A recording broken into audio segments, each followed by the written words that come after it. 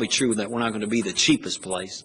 If we're not going to be the biggest, and we're not going to be the cheapest, then we darn well better be the smartest. The comparative advantage for the United States of America is that our people are educated, they are skilled, they are innovative, they are inventive, they are collaborative, they have the abilities to see and create and invent in ways that much of the world has not yet known, but they're working on it. And we need to not just keep pace, we need to be ahead of that. This goes right to the issue of our education system in this nation.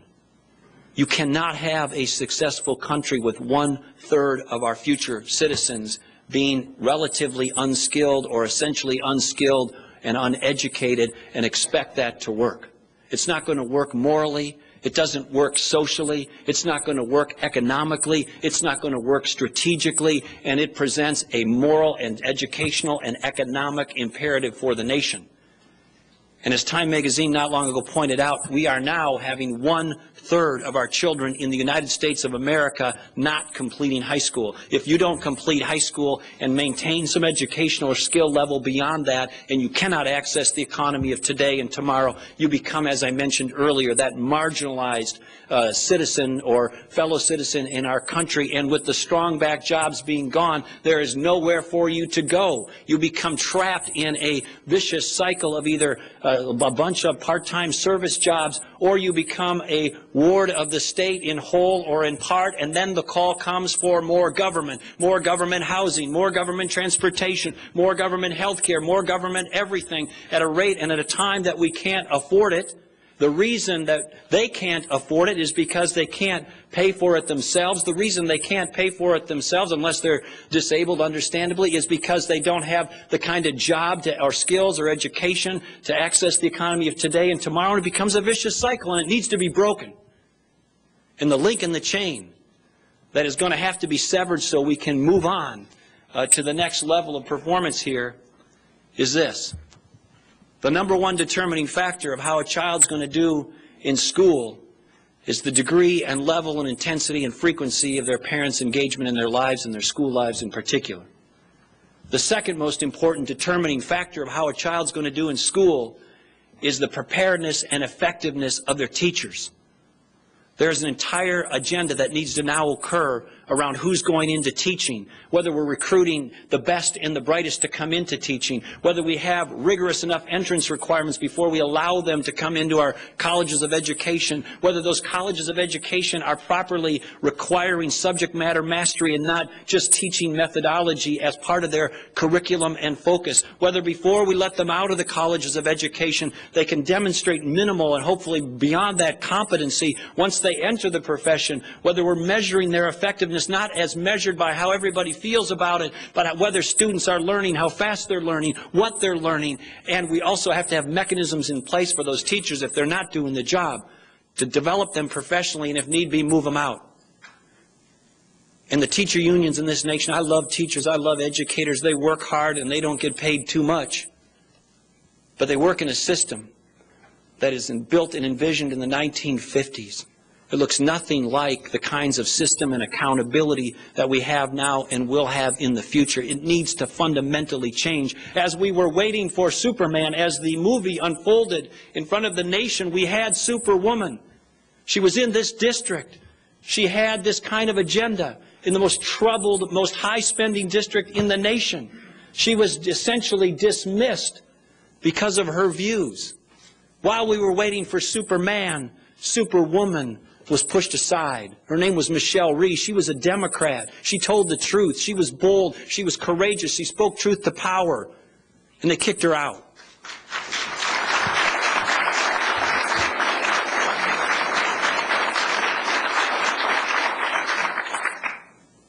One last thing. In Minnesota, we've got great test scores and highest ACT scores in the country and some of the best NAEP scores and all the other great indicators. But if you peel back the onion, that's if you come from an area of advantage or at least reasonable functionality. If you come from a background of socioeconomic unraveling, the numbers even in a place like Minnesota tell a different story. We got new standards. We're the first state in the nation to offer performance pay statewide and do some of the things I was talking about. This issue is so important to the future of our country. We cannot let a labor organization put the interests of adults in front of the strategic and moral interests of our children in our country any longer. And by the way, when people say, what can we do about it? They come to town like this and say, we're for the poor, we're for the disadvantaged, and one of the first things they do is to eliminate the scholarship under this administration and the former Democratic-controlled Congress for scholarships for poor children in Washington, D.C. to go to a school of their choice. Shame on them. And the critics against school choice say, well, Governor, you're going to just take the wealthy, you're going to take the healthy, you're going to take the advantage, give them these chances to flee the public schools. You're going to leave behind a more challenged population. It's going to get worse. We're going to have less money to serve an even more challenged population. How can you defend that? How can you even suggest that? And what I say to those critics, and I look them right in the eye and say, let me see if I will give you an alternative proposal here. What if we gave that choice? What if we gave that scholarship? What if we gave that freedom only to the poor, for starters, only to the disabled, only to those who are already failing? Who in the room is against giving another chance to a failing or disabled child or disadvantaged child? Please stand up and show your face. Raise your hand, because I'd like to see you defend that. They can't in those terms. And then lastly, this lesson. You may have learned it in a sandlot, you may have learned it in sports, you may have learned it in business, you may have learned it in an alley, you may have learned it in a bar, but it's always true. Bullies respect strength, not weakness. So when the United States of America projects its national security interests here and around the world, we need to do it with voices and capacity of strength. We need to make sure that there is not equivocation and uncertainty and daylight between us and our allies and friends around the world. There's a troubling trend, I think, developing on this front under the leadership of this administration. A couple of examples. President Bush negotiated anti-missile defense systems with two of our best allies in the world, the Czech Republic and Poland.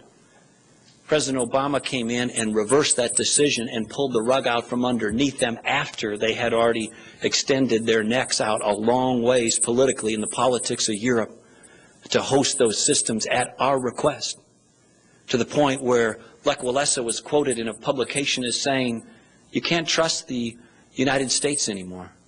They're only for themselves. You had not long ago the leaders of Israel questioning whether we really did stand shoulder to shoulder with them, whether that question was creating uncertainty and equivocation in terms of their enemies or their threats being enhanced because of that question being raised about where the United States stood. We've got to be strong. I'll close and look forward to your questions, but none of this is going to be easy. But this is the United States of America. We are the American people.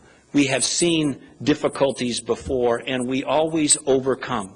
But we need to do it with a clarion call towards what made us great and make sure we don't lose sight of that and apply it to the challenges of our time. If prosperity were easy, everybody around the world would be prosperous. If freedom were easy, everybody around the world would be free. If security were easy, everybody around the world would be secure. They are not. It takes an extraordinary effort. It takes extraordinary commitment. It takes extraordinary strength to stand up to the forces that are on the other side of these principles, but we can do it. The Valley Forge wasn't easy. Settling the West wasn't easy. Going to the moon wasn't easy. The heroism and commitment of the people on Flight 93 wasn't easy. So this isn't about easy. It isn't about going home and just, kicking back in our respective, TV venues. This is about rolling up our sleeves, and we're going to have some differences, but at Americans putting our head down and plowing forward and getting it done. Thank you for listening this morning. I appreciate it. I look forward to your questions.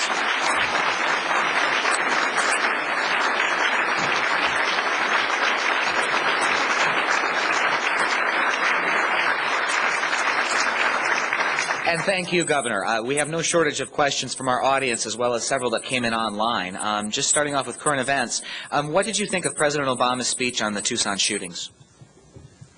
Well, I flew back from New York to here last night, so I wasn't able to watch the speech live or in its entirety. The only thing I can comment on is the excerpts that I saw on the news. And from my standpoint, the president, leader of our nation at this moment, needs to make sure and conveying empathy and condolences, expressing the sentiment and emotions of the country.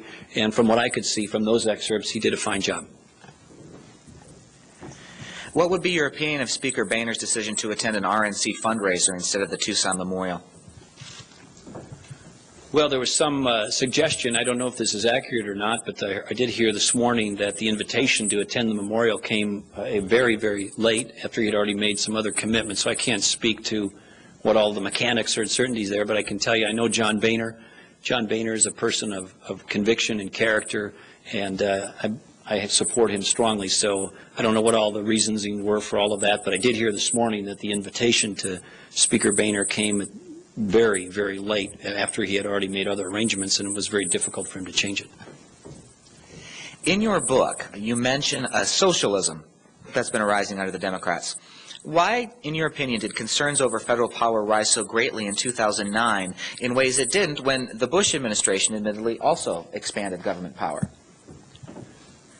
That's kind of the debate I had with Jon Stewart last night, actually. Well, there is a continuum between liberty and tyranny. And as government, in whatever level, local, state, or federal, pushes into areas that were previously the province of family or neighborhood or community or charity or private markets or entrepreneurial activities, every time government pushes into one of those areas and nudges us a little bit back, it basically says, you know, don't you take the initiative, we'll do it. You don't have to worry about the responsibility there, we'll do it. You don't have to have the activities necessary to put together that safety net or that program, because we'll do it. And sometimes it happens in big ways, like you saw unfold with health care.